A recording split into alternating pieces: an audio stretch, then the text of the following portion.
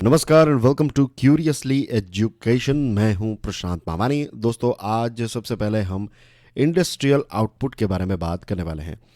आप ये फैक्ट जान लीजिए कि ये जो डेटा है इंडस्ट्रियल आउटपुट का, ये कौन निकालता है? तो ये नेशनल स्टैटिस्टिकल ऑफिस जो है ये निकालती है।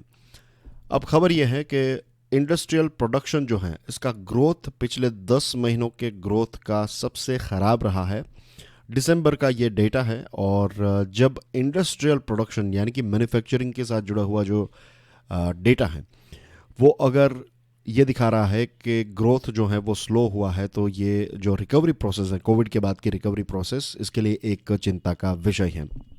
अब इंडस्ट्रियल आउटपुट को नापने के लिए जो इंडेक्स का इस्तेमाल होता है उसका नाम है इंडेक्स ऑफ इंडस्ट्रियल प्रोडक्शन। इसको हम कहते हैं आईआईपी। तो industrial output as measured by the index of industrial production grew 0.4% in December from a year earlier. और नवंबर में कितना था? नवंबर 2021 में इसका एक्सपेंशन हुआ था 1.3%। और लास्ट दिसंबर यानी कि दिसंबर 2020 की बात करें तो ये ग्रो हुआ था 2.2% से। तो उसके हिसाब से अगर इसको कंपेयर करें तो ग्रोथ जो है ये काफ़ी ख़राब हुआ है और चिंता का विषय भी है। मैन्युफैक्चरिंग जो है ये बहुत ही एक इम्पोर्टेंट कंपोनेंट बन जाता है आईआईपी का। एक बहुत ही इम्पोर्टेंट फैक्ट है, इसको नोट डाउन करना है तो कर लीजिए कि आईआईपी जो है इसमें मैन्युफैक्चरिंग सेक्टर जो है इसका कंट्रीब्यूशन पता है कितना है? 77.63%। तो एक जो कहते हैं ना लायंस शेयर, ये मैन्युफैक्चरिंग का रहता है आईआईपी में। तो मैन्युफैक्चरिंग कितना कॉन्ट्रैक्ट हुआ है? 0.1% से दिसंबर में कॉन्ट्रैक्ट हुआ, लेकिन इसका शेयर कितना है? 77.63% इसका शेयर रहता है पूरे आईआईपी में। तो इसमें 0.1% भी अगर डिक्लाइन होता है तो that creates a big impact. Mining output की बात करें तो ये एक्सपांड हुआ है 2.6% से, और इलेक्ट्रिसिटी जनरेशन जो है ये भी 2.8% से एक्सपांड हुआ है। अब आप माइनिंग एक्सपांड होता है, इसका मतलब ये है कि रॉ मटेरियल जो हम माइन करते हैं, नेचुरल रॉ मटेरियल, तो इसका आउटपुट इंक्रीज हुआ है। इलेक्ट्रिसिटी जनरेशन एक्सपांड हुआ है, यानी कि इलेक्ट्रिसिटी की डिमांड जो है वो भी इंक्रीज हुई है। तो फैक्ट्री यूज़ करती हैं, ऑफिस यूज़ करती हैं, तो ओवरऑल देखें तो इलेक्ट्रिसिटी जनरेशन एक्सपांड होने का मतलब यह है कि इसकी डिमांड जो है वो भी इंक्रीज हुई है। अब अगेन मैन्युफैक्चरिंग की बात करें तो 23 मैन्युफैक्चरिंग सब सेक्टर्स जो हैं उसमें से 10 जो हैं इनका आउटपुट जो है इसमें एक ड्रॉप हमें देखने को मिला है दिसंबर 2021 में। कंज्यूमर ड्यूरेबल्स का जो प्रोडक्शन है ये कॉन्ट्रैक्ट यानी कि इसमें एक कमी या फिर सिकुड़ा है ये 2.7% से। और कंज्यूमर नॉन ड्यूरेबल आउटपुट जो है ये भी कम हुआ है बाय 2.6%। अब एक और interesting fact, production of capital goods यानी कि आपकी जो बड़ी बड़ी मशीनरी होती है ना उसको हम कहते हैं कैपिटल गुड्स। तो ये जो मशीनरी का जो प्रोडक्शन है, कैपिटल गुड्स का जो प्रोडक्शन है, ये भी कॉन्ट्रैक्ट हुआ है बाय 4.6%। और मशीनरी का प्रोडक्शन अगर कम हुआ है या फिर इसका ये कॉन्ट्रैक्ट हुआ है, ये ओवरऑल ये कैपिटल गुड्स का सेगमेंट, तो इसका मतलब ये है कि आप अब नई फैक्ट्री नहीं लगा रहे हैं या फिर आप ये कैपिटल गुड्स को ख़रीद नहीं रहे हैं। इसका मतलब ये है कि इन्वेस्टमेंट की जो एक्टिविटी है ये थोड़ी कमज़ोर हुई है, राइट? प्राइवेट इन्वेस्टमेंट जो है वो थोड़ा कमज़ोर हुआ है। अगर कैपिटल गुड्स यानी कि मशीनरी और इन सारी चीज़ों की डिमांड अगर ज़्यादा होती है, इसका मतलब ये है कि बहुत सारी फैक्ट्रीज खुल रही हैं, छोटी बड़ी सभी फैक्ट्रीज। जस्ट एक इमेजिनेशन कीजिए कि ज़्यादा अगर बड़े बड़े मशीन्स की डिमांड इंक्रीज़ हुई है तो इसका मतलब ये है कि लोग जो हैं वो नए नए अपने कारखाने या फिर नए जो ऐसे प्रोडक्शन सेंटर्स हैं वो खोल रहे हैं या फिर इसको एक्सपांड कर रहे हैं। इंटरमीडिएट गुड्स जो होते हैं, जो semi raw material type of goods जो हैं, जो हम दूसरे चीज़ों के प्रोडक्शन के लिए इस्तेमाल करते हैं, तो इसका आउटपुट जो है वो नियरली अनचेंज रहा है। जो लास्ट महीने था वही इसी साल, और लास्ट महीने जो था नवंबर में वही आपको लगभग दिसंबर में देखने को मिलता है, और लास्ट ईयर जो था उसी लेवल का इस साल भी देखने को मिलता है। Transport equipment, electrical equipment, machinery posted A double digit decline. ये जो ट्रांसपोर्ट के लिए इक्विपमेंट यूज़ होते हैं, इलेक्ट्रिकल और ये सारी चीज़ों में डबल डिजिट डिक्लाइन देखने को मिला है। और मोटर व्हीकल का जो प्रोडक्शन है सेल्स की बात नहीं हो रही, यहाँ पर प्रोडक्शन की बात हो रही है, ये भी 4.5% से कम हुआ है। तो आई होप ये कुछ इंपॉर्टेंट फैक्ट्स आपको क्लियर हो गए हैं। आगे बढ़े उससे पहले अगर आज के लेक्चर की पीडीएफ को डाउनलोड करना चाहते हैं, check out my Telegram channel. You can get in touch with me via Instagram, Facebook, Twitter. आप मुझे ग्रीटिंग्स शेयर कर सकते हैं और कोई मैसेज अगर देना चाहते हैं तो you can send me your messages on Instagram, Facebook पर मैसेज कर दीजिए, ट्विटर पर कर दीजिए। अगर आपकी कोई स्पेसिफिक क्वेरीज हैं, कोई क्वेश्चन है प्रिपरेशन के साथ जुड़ा हुआ, मोटिवेशन के साथ जुड़ा हुआ, then as well you can send me your messages. अपने दिन की शुरुआत एक पॉजिटिव स्टेप से कीजिए विद क्यूरियसली फॉरएवर पॉडकास्ट। ये सभी बड़े पॉडकास्ट प्लेटफॉर्म्स पर अवेलेबल है। इस पर आपको क्या मिलेगा? मोटिवेशनल स्टोरीज, मोटिवेशनल कोट्स के हिंदी में एक्सप्लेनेशन मिलेंगे। आप एक बार इसको सुनिएगा ज़रूर and do let me know what do you think about it. कैसा लगा आपको इसको सुनकर और क्या बदलाव आया? अगर आप एक लंबे समय से सुन रहे हैं तो मुझे प्लीज़ बताइएगा कि क्या ये आपको पॉजिटिवली इम्पैक्ट कर रहे हैं। I want to know from you guys. हमारी 2 चैनल्स हैं, दोनों को सब्सक्राइब करना ना भूलें। वीडियो पसंद आए तो हिट द लाइक बटन। आज का लेक्चर जो है ये दूसरे स्टूडेंट्स के साथ शेयर ज़रूर कीजिएगा। आई एम श्योर आपने ये खबर पढ़ी होगी कहीं ना कहीं कि LIC यानी कि life insurance corporation of India जो है, इसका एक IPO इनिशियल पब्लिक ऑफरिंग जो है वो लॉन्च होने वाला है। तो इसी चीज़ को लेकर जो LIC का जो बोर्ड है उसने फ्राइडे को एक इन प्रिंसिपल अप्रूवल दे दिया है इसके IPO के लॉन्च करने का। और इसके लिए कुछ बोर्ड ने क्लैरिफिकेशंस मांगे हैं, कुछ छोटे बड़े चेंजेस जो हैं वो IPO डॉक्यूमेंट, जो ड्राफ्ट डॉक्यूमेंट है उसमें कुछ चेंजेस भी करवाए हैं। और ये जो इस पूरी प्रोसेस के साथ जुड़े हुए जो व्यक्ति हैं उन्होंने इकोनॉमिक टाइम्स को ये बताया कि there are some processes to be followed which is why the filing was delayed on Friday, but we are very close and it will happen in a matter of days if not hours. कुछ ही समय में, 1-2 दिन के अंदर हमें इसके साथ जुड़ी हुई कुछ अपडेट देखने को मिलेगी। एक्चुरियल फर्म है एक मिलीमैन एडवाइजर्स, तो उन्होंने ये कहा कि इसकी जो एम्बेडेड वैल्यू है जिसको EV कहते हैं, तो ये एम्बेडेड वैल्यू जो है कंपनी की कुछ 5 लाख करोड़ की नापी गई है। और EV जो है, EV यानी कि embedded value is a financial gauge and A measure of future cash flows for life insurers, के कितने पैसे जो हैं कैश फ्लो में, कितने पैसे इस कंपनी के पास रहेंगे, तो इसका गेज है, एक मीटर है EV। ये इतना इंपॉर्टेंट नहीं है, जस्ट जनरल नॉलेज के पॉइंट ऑफ व्यू से ही इसको समझिएगा। एग्जामिनेशन में आपको ऐसे प्रश्न नहीं पूछे जाते कि what is embedded value, right. ये शेयर मार्केट और ऐसी कोई स्पेसिफिक एग्ज़ाम इनकी भी होती हैं, तो अगर उनकी तैयारी करें तो आपको पता होना चाहिए। लेकिन आप में से ज़्यादातर लोग जो हैं वो अलग अलग कॉम्पिटिटिव एग्ज़ाम की तैयारी करें, तो आपके लिए इतना डीप इसमें जाने की ज़रूरत नहीं है। ओवरऑल अंडरस्टैंडिंग जो है वो आपकी होनी चाहिए। नेक्स्ट टॉपिक है टाटा सन्स के साथ जुड़ा हुआ। आपकी स्क्रीन के ऊपर जो तस्वीर है, इनका नाम है N चंद्रशेखरन, और ये जो व्यक्ति हैं इनका नाम है नोएल टाटा।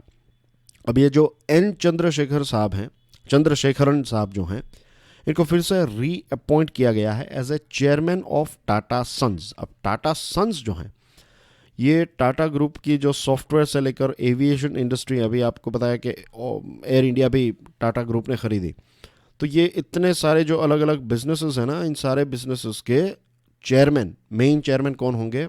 N चंद्रशेखरन। और इनको फिर से 5 साल की एक टर्म के लिए रीअपॉइंट किया गया है। उनको सभी जो लोग जो बोर्ड ऑफ टाटा सन्स और टाटा ट्रस्ट और इसके साथ जो चेयरमैन है रतन टाटा साहब, तो इन सभी ने उनको वोट दिया, यूनानिमस, यानी कि किसी भी व्यक्ति ने इनको रिजेक्ट नहीं किया या फिर इनके खिलाफ वोट नहीं दिया है, सभी ने इनको वोट दिया है। तो ये इट्सल्फ दिखाता है कि उनका परफॉर्मेंस जो है, मीन्स इसके साथ जुड़े हुए भी आंकड़े हैं, लेकिन हमें इनकी इतनी सारी डिटेल्स में जाने की ज़रूरत नहीं है।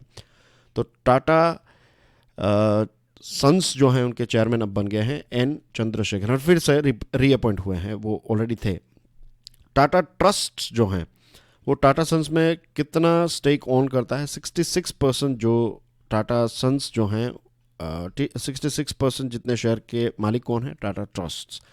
और जो नोएल टाटा हैं, तो Noel Tata has been inducted as a trustee on board of sir Dorabji Tata trust and allied trust, thus making him a board member of the 2 main Tata Trust controlling Tata Sons, right. तो ये नोएल टाटा जो हैं, don't get confuse, Noel Tata जो हैं he has been inducted as a trustee on the board of sir Dorabji Tata trust और allied trust, ठीक है। अब बात करते हैं चिप वूज के बारे में। इससे पहले भी हमने सेमीकंडक्टर चिप के बारे में काफ़ी डिस्कशन की है, तो मैं इसकी बेसिक डिटेल्स में अब नहीं जाऊंगा, डायरेक्टली पॉइंट पर आता है। जो पैसेंजर व्हीकल्स हैं, कार्स की बात करें तो इसका सेल्स जो है, देखिए प्रोडक्शन की मैं बात नहीं कर रहा हूँ, प्रोडक्शन का आंकड़ा तो हमने देख लिया। सेल्स की बात करें तो जनवरी में इसका सेल्स जो है वो थोड़ा कम रहा है, और इसके पीछे मेन रीज़न क्या है कि ग्लोबल चिप शॉर्टेज जो है वो आज भी इसको अफेक्ट कर रही हैं। कुछ दिनों पहले हमने बात की थी कि जर्मनी की एक कंपनी ने हमारे देश में 100 साल पूरा किए, और वो जर्मनी की कंपनी जो है वो बात कर रही थी कि कैसे ये चिप सेल जो है, chip global semiconductor supply chain जो है वो आज भी अफेक्ट हुई है, और उनका कहना था कि पूरा ये साल जो है 2020 में ये अफेक्टेड रहेगी। और दुनिया के बहुत सारे देश जैसे कि इंग्लैंड है, इंडिया है, और दूसरे भी देश जो हैं वो चिप मैन्युफैक्चरिंग में आगे आना चाहते हैं, लेकिन इनका प्रोडक्शन जब तक स्टार्ट होगा तब तक 1 साल का वक्त जो है वो लग जाएगा। तो अभी प्लांट्स जो हैं वो बन रहे हैं, अभी प्रोडक्शन जो है वो स्टार्ट होने में कुछ वक्त लगेगा। ये सारा डेटा जो है ना कार इंडस्ट्री के साथ जुड़ा हुआ, ये या फिर automobile, not car industry, automobile की बात करें तो society of Indian automobile manufacturers, SIAM नाम का जो एक इंडस्ट्री ग्रुप है, इंडस्ट्री बॉडी है, ये सारा डेटा लॉन्च करती है। तो पैसेंजर व्हीकल्स जो है वो लास्ट मंथ कितने सेल हुए हमारे देश में, 2,54,287। कंपैरिजन अगर लास्ट ईयर से करें तो ये 8% कम है। लास्ट ईयर 2,76,554 यूनिट्स जो हैं वो बेचे गए थे। अब हमारे देश के जो ऑटो मेकर्स हैं, कार बनाने वाली कंपनी, ये फैक्ट्री में से जो डीलर्स हैं उनको कितना सामान बेचते हैं वो ही डेटा देती हैं। जो रिटेल सेल्स कितना होता है कंज्यूमर्स को, वो डेटा नहीं देती है। तो इसी के आधार पर अगर देखा जाए तो 8% जो है वो लास्ट ईयर के कंपैरिजन में कम बेचे गए हैं। टू व्हीलर्स की बात करें, खास करके जो एंट्री लेवल के मोटरसाइकिल्स होते हैं, तो इसमें भी एक ड्रॉप हमें देखने को मिला है, और इसके पीछे मेन रीज़न ये है कि एंट्री लेवल के मोटरसाइकिल्स जो हैं वो ज़्यादातर रूरल एरिया में, ग्रामीण क्षेत्रों में खरीदे जाते हैं। इसका मतलब ये है कि सेकेंड वेव की इम्पैक्ट जो ग्रामीण क्षेत्र में हुई, उसकी वजह से आज भी कम लोग जो है वो टू व्हीलर्स खरीद रहे हैं, या फिर कोविड के टाइम पर बहुत सारे लोगों ने टू व्हीलर्स खरीद लिए थे। अब टू व्हीलर्स ऐसी चीज़ नहीं है कि आप हर साल में चेंज करेंगे, 5-6 साल में एक बार आप इसको चेंज करेंगे। Same thing goes with your entry level car. बहुत सारे लोगों ने एंट्री लेवल की कार जो है वो अल्टो एक्सेट्रा, वैगनार, जो भी दूसरी कार्स हैं, तो वो ख़रीद ली थी, क्योंकि उनको अब ट्रैफिक वाले area, traffic in the sense जो पैसेंजर्स जो बसेस में ट्रैवल करते हैं, रेलवेज़ में ट्रैवल करते हैं, उनको उनमें नहीं जाना, उनको अब कार लेकर जाना है, क्योंकि ये कोविड का इन्फेक्शन और वो सारी चीज़ें थी। टू व्हीलर्स की डिमांड जो है, जैसे मैंने आपको बताया, रूरल ऑफटेक जो है वो कम रहा। रूरल जो ग्रामीण क्षेत्र में रहने वाले लोगों ने कम खरीदा, इसकी वजह से एंट्री लेवल के व्हीकल्स की डिमांड कम रही, और थ्री व्हीलर्स जो हैं उसमें भी हमें 10% जितना ड्रॉप देखने को मिलता है। Moving on to the last topic of the day, Air India की अगर हम बात करें तो सबसे बड़ा चैलेंज जो एन चंद्रशेखरन साहब के सामने होगा एज ए चेयरमैन, वो ये होगा कि एयर इंडिया में लोगों को संभालना, human resource management is going to be the biggest challenge. क्योंकि एक तरफ एयर इंडिया सरकारी कंपनी थी, और अब टाटा ग्रुप जो है उनका एक अलग वर्क कल्चर है, तो इन दोनों को मर्ज करना अपने आप में सबसे बड़ा चैलेंज रहेगा। वैसे देखा जाए तो टाटा की स्ट्रेंथ ये है कि टाटा इसमें एक लॉन्ग टर्म व्यू से देख रही है, और टाटा के पास पैसे भी हैं, तो थोड़े बहुत लॉसेस होंगे तो ऐसा नहीं है कि कंपनी जो है वो हिलडुल जाएगी। कंपनी एक लॉन्ग टर्म व्यू से यहाँ पर आ रही है। लेकिन एक चीज़ और समझनी है कि ये एक हाइपर कॉम्पिटिटिव एनवायरनमेंट है एयर इंडस्ट्री। आज अब देखिए कितनी टिकटें जो है वो कम हो चुकी है, और ऊपर से फ्यूल की प्राइस ज़्यादा, और मेंटेनेंस, और पायलट की सैलरी, एयर होस्टेस की सैलरी, और ग्राउंड स्टाफ, और बहुत सारी चीज़ें होती है इसमें। तो प्रॉफिट जो है ना वो बहुत ही कम है, एक्सपेंसेस बहुत ही ज़्यादा है, तो you have to be very sharp with it. लेकिन ओवरऑल देखा जाए तो जो एम्प्लॉयज़ हैं उनका मूड काफ़ी पॉजिटिव है, so that is one big strength और एडवांटेज। दो इंपॉर्टेंट चैलेंजेस हैं, एक तो ट्रांसपेरेंट रोस्टरिंग सिस्टम के कॉकपिट और केबिन क्रू हैं, तो कब उनको अपनी ड्यूटी करनी है, कौन सी डेट पे उनकी वर्क ड्यूटी है, कब उनको हॉलीडे मिलेगी, ये सारी चीज़ें जो हैं अगर ये प्रॉपर्ली सॉर्ट आउट हो जाए तो लगभग 40% जितनी कंप्लेंट्स जो हैं वो कम हो जाएगी। और दूसरी जो चीज़ है कि ओवरऑल प्रोसेस को इंक्रीज़ करना है, इम्प्रूव करना है, ताकि खाने पीने की चीज़ें और दूसरी जो चीज़ें हैं उनका वेस्टेज कम हो। और टोटल एयर इंडिया के पास 12,085 एम्प्लॉयज़ हैं, और इसमें से लगभग 5,000 जितने लोग जो हैं वो आने वाले 5 सालों में रिटायर होने वाले हैं, जो कॉन्ट्रैक्ट किया गया है, जो बिडिंग प्रोसेस हुई, उसमें यह था कि 1 साल के लिए टाटा जो है वो किसी भी व्यक्ति को रिडंडेंट यानी कि उनको निकालेगी नहीं। अब देखते हैं आगे इसमें क्या होता है। So that's everything in today's discussion difference. कल जो मैंने प्रश्न पूछा था उसका आंसर है क्रिएटिंग न्यू जॉब्स। आत्मनिर्भर भारत रोजगार योजना, नाम से ही पता चल जाता है कि ये जॉब्स जनरेट करने के लिए हैं। एक इजी प्रश्न है लेकिन पूछ लेता हूँ, आपको इसके बारे में पता ही होना चाहिए क्योंकि लास्ट लेक्चर में मैंने आपको थरोली इसको समझाया है कि रेपो रेट जो है उसको आरबीआई ने अपनी एमपीसी जो मॉनिटरी पॉलिसी कमेटी ने उसने अपनी बाई मंथली पॉलिसी में, मॉनिटरी पॉलिसी में रेपो रेट को कितना रखा है, अनचेंज रखा है, तो कितना था और कितना है, तो बताइए इसका राइट आंसर क्या है। और डियर फ्रेंड्स, कल संडे है तो कल आपको एक रिवीजन लेक्चर मिल जाएगा हमारी चैनल क्यूरियसली फॉरएवर पे, आप बेग पार्डन क्यूरियसली एजुकेशन पर, और क्यूरियसली फॉरएवर पर भी कुछ इंटरेस्टिंग वीडियोस आपको कल देखने को मिलेंगे। आज का वीडियो पसंद आया तो हिट द लाइक बटन, इस वीडियो को दूसरे स्टूडेंट्स के साथ शेयर ज़रूर कीजिएगा। और एक और इम्पोर्टेंट बात कि मंडे से ये लेक्चर के टाइम जो है वो चेंज हो रहे हैं। जो एडिटोरियल एंड आर्टिकल एनालिसिस वाला लेक्चर है वो सुबह 9 बजे आपको मिल जाएगा, और जो फाइनेंशियल न्यूज़ एनालिसिस वाला लेक्चर है उसका टाइम हमने कर दिया है 4 PM, राइट, दोपहर को 4 बजे ये लेक्चर आपको मिल जाएगा, ठीक है। तो आई होप ये टाइम बराबर है आप सबके लिए। कुछ दिनों से रिक्वेस्ट भी आ रही थी स्टूडेंट्स की कि जो एडिटोरियल एंड आर्टिकल एनालिसिस वाला लेक्चर है वो थोड़ा जल्दी दिया जाए।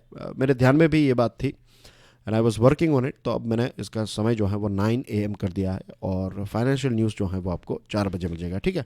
तो enjoy your weekend, God bless you all, जय हिंद।